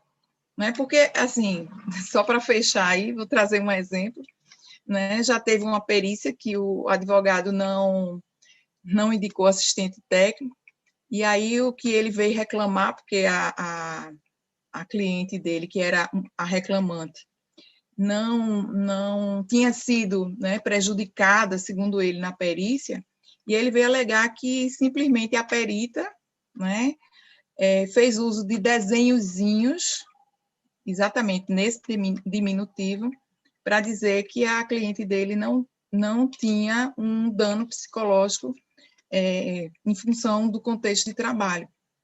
E a minha resposta foi no mesmo tom de ironia, que lhe foi dado o direito a contestar o laudo tecnicamente e não moralmente, porque eu não ia me sujeitar a uma crítica moral do advogado, desde que ele fizesse 5 anos e meio de psicologia, 3 pós-graduações, um mestrado, um doutorado, né? Ampliando o que Roberto falou, a nossa competência é clínica, a nossa competência tem que ser na psicologia do trabalho, na psicologia que atua dentro das organizações para conhecer os fenômenos organizacionais.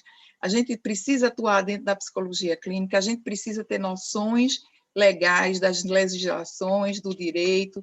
Então, o nosso embasamento ele é muito amplo, para simplesmente a gente ouvir, né, ou ler um gracejo de que nossa prática, que é científica, ela é um desenhozinho. Ok, Bruno? A palavra é sua. Se deixar, já sabe, né? Me conhece. Obrigado, Laura. Eu só endosso, né, o que vocês estão trazendo. Eu estou aprendendo muito aqui com vocês, está sendo uma aula. Professor Roberto, acho que concordo em gênero, número e grau, né? Eu costumo dizer isso para meus alunos quando eu dou aula de psicologia do trabalho, né? A atividade final deles é de produzir um laudo em cima de algum caso verídico que eu trago, né? Da Justiça do Trabalho. E, claro, eu vou fundamentando eles durante o curso todo sobre os fenômenos psicológicos nas organizações, né, sobre a saúde mental relacionada ao trabalho, nexo de causalidade e essa parte de fundamentação jurídica.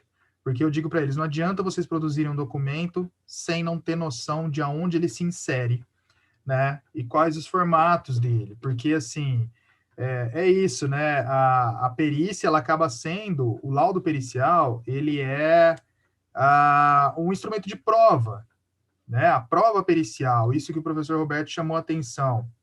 Então, o juiz, ele precisa de fundamentos de uma parte técnica para poder responder uma questão na qual ele não é habilitado, né? Então, é curioso, né, a gente está discutindo isso sobre alguém poder se apropriar do pelo em ovo, né? Porque o próprio magistrado, e que muitas vezes tem né, a gente costuma dizer no campo da educação, meu doutorado foi na educação, que a gente tem duas formas de aprender um trabalho, né, que possa ser da forma legal, né, de um curso, fazer um curso, ou também no posto de trabalho, né? Então, muitas vezes o magistrado já está tão acostumado com aquela matéria que ele conversa de igual para você, mas ele sabe que ele não pode determinar algumas coisas ali sem que uma avaliação seja feita por um especialista, né? Então, ele pode versar nos autos do processo, na sua sentença,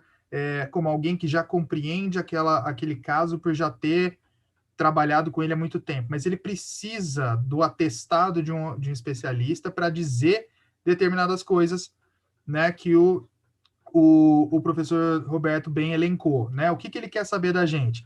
O sujeito adoeceu, né? Tem uma doença? Se ele tem uma doença, essa doença tem nexo de causalidade com o trabalho, né? Se tem nexo de causalidade com o trabalho, tem um dano? Essa pessoa, né? Quais são os danos extensivos, a extensão desse dano, né? E 4, qual o prognóstico? Muitas vezes se pergunta isso também, porque se ele vai julgar a empresa não só em termos materiais, mas em termos de responsabilidade jurídica, ele precisa saber assim, olha, a extensão desse dano aqui fez com que essa pessoa não consiga mais voltar a trabalhar, né? Por isso que a gente fala sobre a incapacidade de ser total, parcial e etc., né?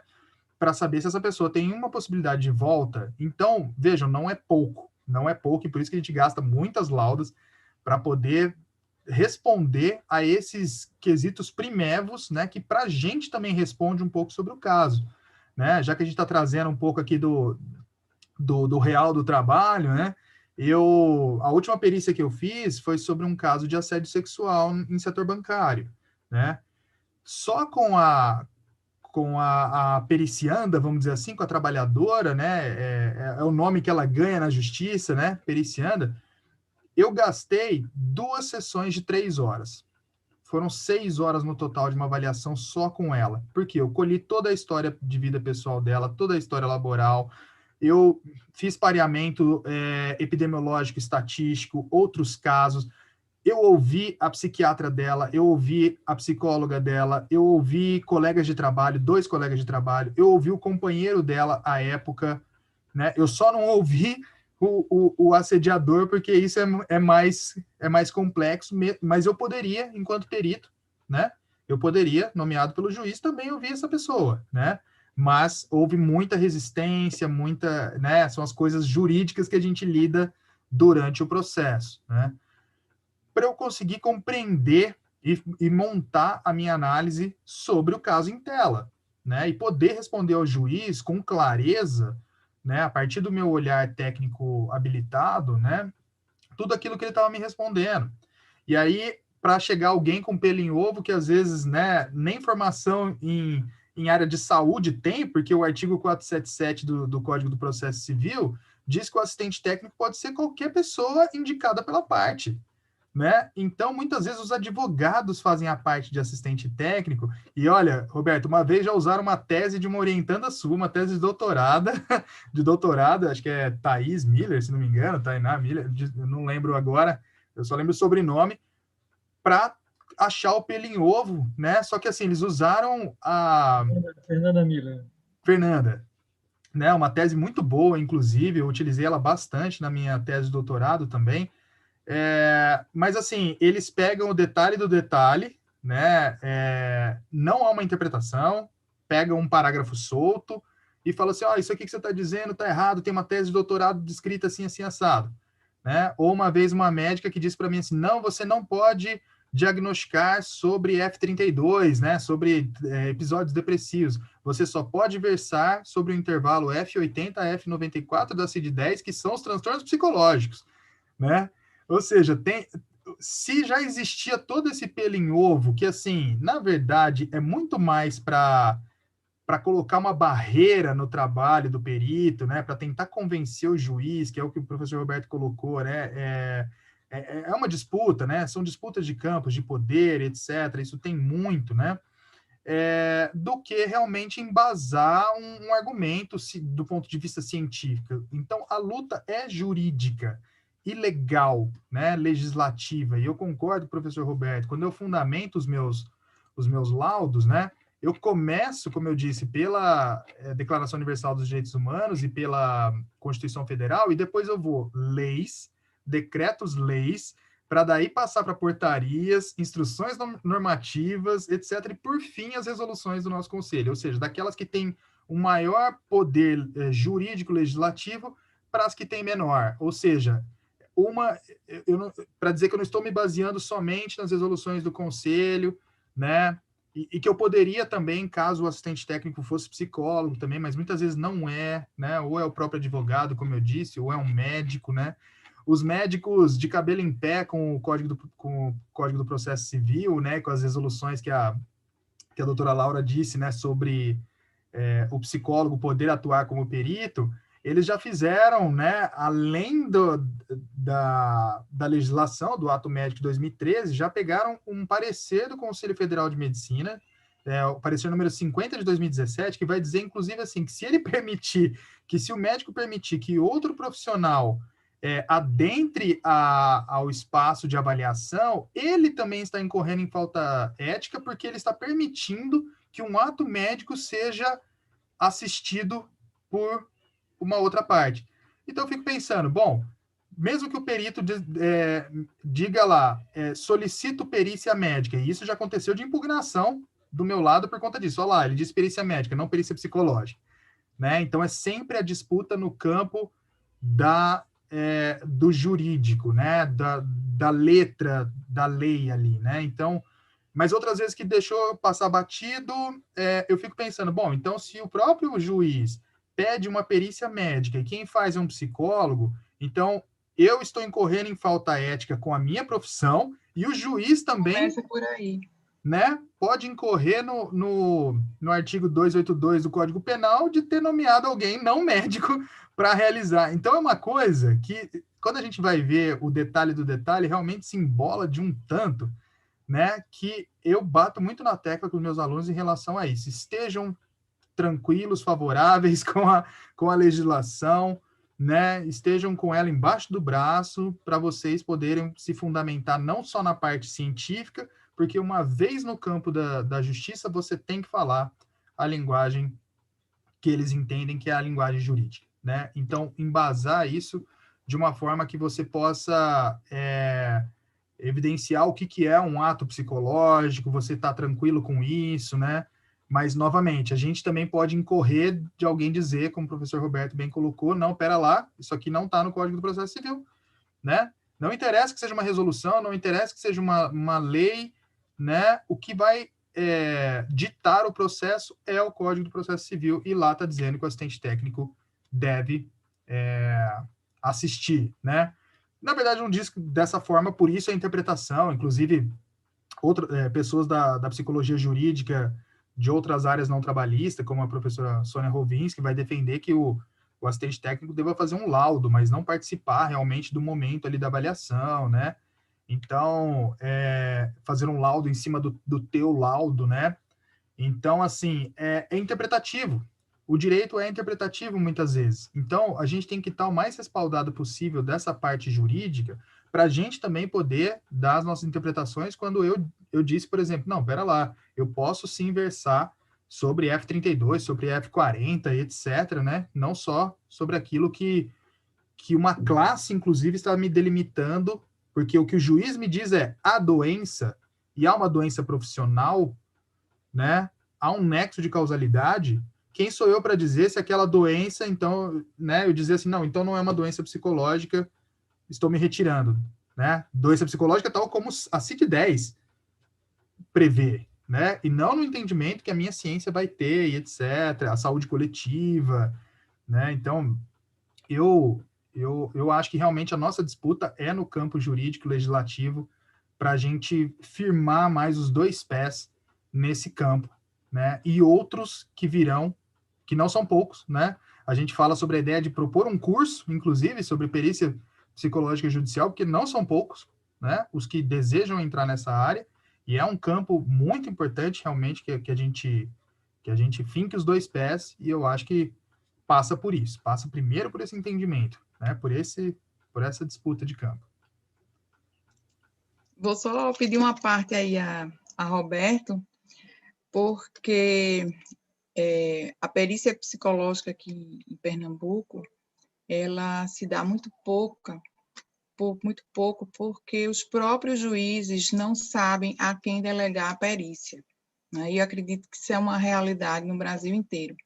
Tanto que eu comentei com vocês que eu já havia montado um curso de pós-graduação, né, em perícia na Justiça do Trabalho, junto com a juíza, né, assim, com esse olhar e a contribuição do direito da psicologia, né, mas chamando a atenção aí que Bruno falou, né, da demanda por uma formação específica dos psicólogos nessa área, que ainda é muito recente, reforçando que nós temos uma única bibliografia organizada aí por Roberto Cruz, mas é importante a gente detalhar, inclusive para os magistrados, por exemplo, nós não conseguimos cumprir, né, via de regra, a um prazo de 30 dias, como está no CPC, não é verdade? Então, eu tenho certeza que Bruno me exauriu 6 horas em um único dia, não é verdade? Então, eu não faço uma perícia de uma única sessão, não faço, não é? Não tem como você fazer uma retrospectiva dos ciclos vitais, das prevalências de adoecimento, da estrutura de personalidade, da psicodinâmica, do contexto de trabalho, testes para corroborar essas informações, a dinâmica familiar, o sentido, o significado do trabalho, o vínculo afetivo com aquele trabalho, as situações que para aquela pessoa se configura sofrimento no trabalho, para outra se configura aí pensando em satisfação ou de prazer no trabalho, enfim, né? São inúmeras situações. Eu até costumo fazer uma comparação com um quebra-cabeça, né? A gente não é simplesmente pegar partes e expor uma parte, a gente tem que fazer realmente, montar esse quebra-cabeça para que ao final o juiz consiga ver a figura que foi ali delimitada.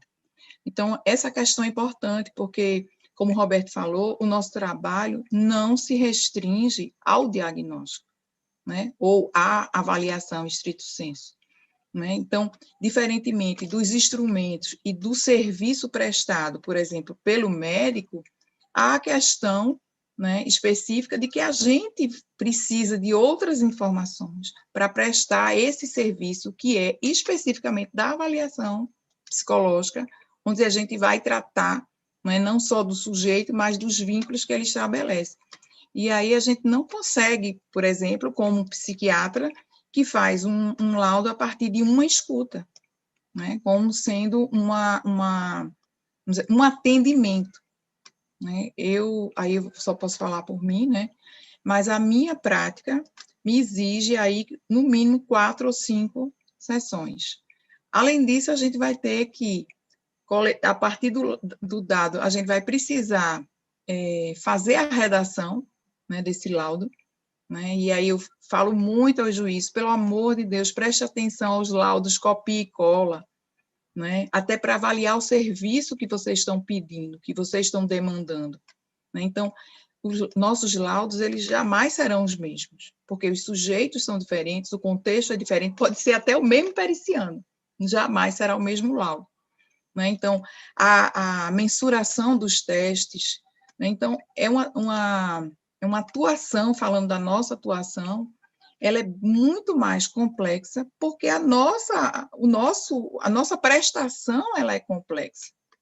Não é simplesmente dizer está doente, nesse momento, e eu vou tem um protocolo e vou seguir um protocolo, é muito mais do que um protocolo, né? E aí não estou aqui desmerecendo a ciência da psiquiatria, muito pelo contrário, várias situações, eu não sei a experiência aí de Roberto e Bruno, mas em várias perícias eu solicitei a avaliação de um psiquiatra, porque ia dar mais robustez ao caso.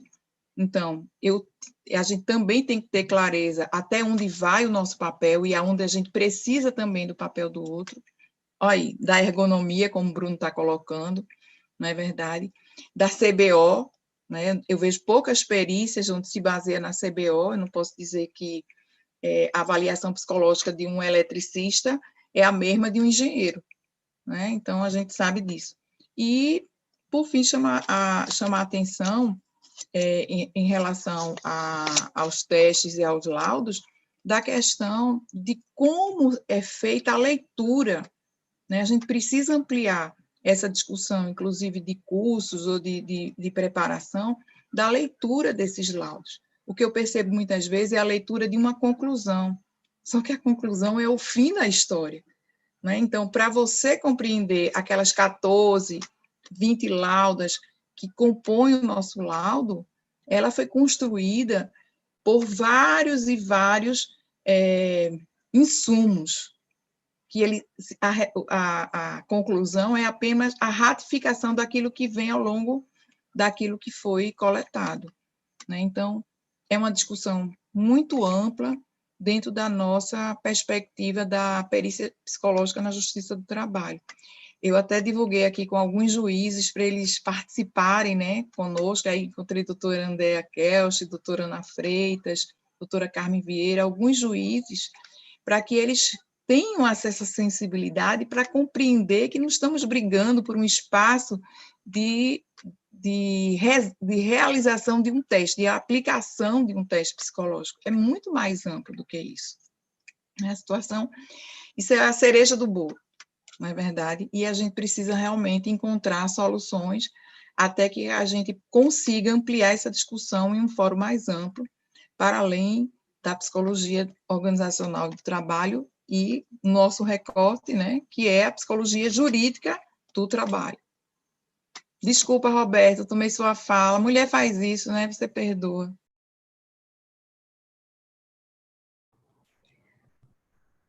Olha, foi muito bom ouvir todos vocês. Eu já assisti aí duas vezes, né, o curso de perícia psicológica no trabalho de Roberto Cruz, e não canso de aprender. E aí, mais as contribuições da Laura e do Bruno, então foi realmente uma aula. Falaram aqui no chat que foi uma aula de perícia psicológica no trabalho, então foi realmente. Então, eu queria agradecer bastante todas as colaborações e contribuições de vocês para esse debate. É um momento onde os psicólogos estão aí sem saber como lidar com essa realidade, né? E como vocês citaram aí, vai demandar desse psicólogo mais precisão e mais qualidade na sua atuação profissional. A gente já tem um arcabouço teórico consistente dentro da psicologia, a gente tem instrumentos bem elaborados, e aí agora a gente precisa nos adaptar a receber o que vem pela frente, mas pensando sempre no que a gente já possui aí, né, de consistência dentro da psicologia. E aí, antes de finalizar, eu queria falar um pouquinho sobre o que o professor Roberto falou, que é o projeto de lei PLS 439 de 2015 da administração, que ele está em andamento aí no Congresso, que, na verdade, ele é um projeto de lei de regulamentação da profissão do administrador, só que no texto que está correndo dentro do Congresso, ele fala como atividade privativa do administrador as atividades referentes à gestão de pessoas. Então, isso vai limitar bastante e a nosso ver, né, o ver da SBPOT, vai ser muito negativo para o campo de gestão de pessoas, para as organizações e para a sociedade, visto que a área de gestão de pessoas é uma área historicamente multidisciplinar e as primeiras atuações no campo foram de psicólogos, né? Antes mesmo de se pensar na criação da administração. Então, quando a gente... eu já dei aula de gestão de pessoas aí para os cursos de administração, e quando a gente vai estudar TGA, Teoria Geral da Administração, a gente estuda os primeiros psicólogos atuando nesse campo, né? Então, não faz o menor sentido. E aí, a SBPOT vem desde o início desse processo atuando ativamente contra esse projeto de lei que limita e a favor da manutenção dessa área como campo multidisciplinar e como campo próprio da psicologia. Dentro dessas atividades, o psicólogo ele é responsável por uma avaliação psicológica dentro do âmbito do trabalho, e a gente tem aí todo o conhecimento que a gente já falou que a psicologia tem aplicado a esse contexto. E aí, só para ressaltar, a gente lançou no início do ano passado, se eu não me engano, um dossiê sobre esse projeto de lei, está lá no nosso site. Eu queria convidar aí todo mundo para acessar o nosso site, sbpost.org.br, e lá tem esse dossiê, quem quiser, que está gratuito, pode baixar. Tem também o nosso referencial de competências, que inclui essa discussão que a gente falou sobre, no campo, né, da perícia psicológica, como atividade do psicólogo organizacional do trabalho, inclui toda a área de gestão de pessoas também, reforçando esse entendimento, e a gente também, a nossa nota sobre a questão desse ADI que a gente está discutindo também está lá. Além disso, eu queria só aproveitar para fazer a divulgação das redes sociais. A gente está no Instagram, no Facebook, e a gente está esperando aí vocês que estão assistindo a gente para dar outras sugestões de outros eventos virtuais, ou rodas de conversa, ou rodadas de consultoria que a gente está fazendo. Então, deem suas sugestões, que a gente está planejando e preparando as atividades de acordo com as sugestões do nosso público, dos psicólogos organizacionais do trabalho, para a gente contribuir cada vez mais com a construção, né, e consolidação desse campo, enquanto campo científico e campo profissional de atuação. Então, eu queria agradecer a vocês, Bruno, Roberto e Laura. Se vocês tiverem, assim, pequenas considerações finais para a gente finalizar, dado o tempo. Por mim, passava a noite toda ouvindo vocês, mas, infelizmente, o meu modelo virtual cansa um pouco mais. Então, se vocês quiserem fazer as considerações finais para a gente ir finalizando a live de hoje. Um minuto, agradecer a SBPOT, em nome da Daiane e toda a diretoria. E o seu relato, Daiane, só reforça o quanto a SBPOT tem feito um trabalho que não foi um trabalho que foi feito em relação ao projeto da DEI que foi comentado, né? Está claro que a SBPOT tem atuado por várias diretorias no controle social do que está acontecendo. Isso é muito bom ouvir isso, né? Que todos estejam ouvindo isso, como a SBPOT está fazendo o seu trabalho nesse embate legal que a gente tem falado muito aqui entre nós. Por fim, agradecer a presença dos meus colegas, esse grande debate, esse grande encontro, né? Não é aquele grande encontro lá do Alceu Valença, tal, ali tem mais qualidade, tal, a gente é um pouco mais duro aqui, mas a Laura, o Bruno, né, grandes especialistas na área, a gente tem outros projetos para fazermos juntos, certamente, e agradecer de novo a SBPOT pela oportunidade. Agradecer a todos que ficaram até essa hora ouvindo, espero termos novas possibilidades para falar da perícia psicológica do trabalho. Seguindo aí a ordem da cadência que demos no início, né, eu quero também, né, expressar a minha gratidão, louvar aqui o nosso docente e professor, no sentido, né, daquele que professa, nosso querido Roberto Cruz, né, sou muito fã de carteirinha, né, do seu trabalho, muito inspirador. Bruno, meu amigo aí, que a gente vem aí nas discussões, desde que nós fizemos o curso com você, nos conhecemos no seu curso do SBPOT, sobre a perícia psicológica, isso já tem alguns anos, e acho que nós temos que fazer a nossa meia-culpa também, sabe, Roberto e Bruno? Nós colocamos muita causalidade aí no Conselho Federal, mas que bom que isso mexeu conosco, porque, como você citou, nós temos aí vários projetos, vários encontros, que vão se tornar saborosos, prazerosos, não só o grande encontro, mas que a gente possa ampliar aí para além da psicologia com as áreas onde nós nos inserimos, né, no direito, junto aos outros profissionais de saúde, né, para que a gente consiga sensibilizar e sair do ato para a prospecção multidisciplinar, né, porque não dá para separar um sujeito em pedaços. Então, eu só queria deixar aí essa reflexão e instigar publicamente vocês dois para tomarem a frente comigo aí na gente fazer esse projeto de uma formação realmente na psicologia jurídica do trabalho para o Brasil inteiro. Nós temos aí um grande, não só para os psicólogos, né, mas falar um pouco do nosso papel aí para os nossos clientes, a quem somos prestadores de serviço. Aí, Bruno, é com você.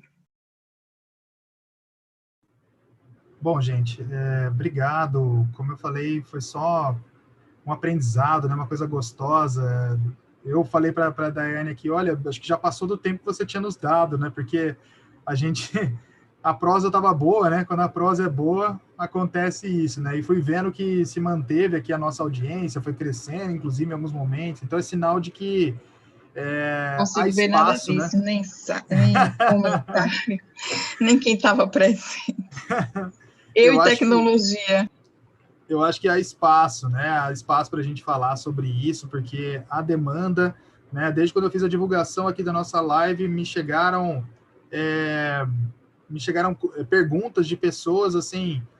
Ana Carolina Reis, uma pesquisadora da UFSCar que eu já respeito o trabalho, a professora Débora Miriam Rabi Glina veio me perguntar também algumas coisas específicas. Então, assim, o que para a gente, né, se torna uma prática aqui do dia a dia, em comum, há muitas pessoas querendo saber um pouco também sobre o andamento, né, dessa área, como é que o psicólogo e a psicóloga se inserem. Então, só agradeço mesmo a SBPOT, em nome da sua vice-presidente, Daiane Bentivi, por proporcionar esse espaço aqui para a gente, e aos meus companheiros de mesa virtual, vida longa a vocês, ao trabalho de vocês, aos quais eu sou um fã declarado de carteirinha, e acho que foi só o primeiro bate-bola nosso, né? A gente tem muita coisa frutífera. Obrigado, agradeço realmente de poder ouvi-los, de poder trocar com vocês. Eu me sinto um privilegiado nesse ponto. Boa noite a todos e todas. Boa noite a todas e todos. Obrigada pela audiência até agora. Fiquem com a gente aí, acompanhem nossas redes sociais e a gente vai manter todo mundo informado sobre a PLS da administração. Eu estou reforçando aqui porque é uma luta histórica da SBPOT. A gente recebeu aí o convite do CFP para a gente escrever um documento e atuar diretamente nisso, e a gente continua lutando para que a gente não seja pego de surpresa por outro imprevisto desses, né? Muito obrigada a todos, e até já. Até a próxima.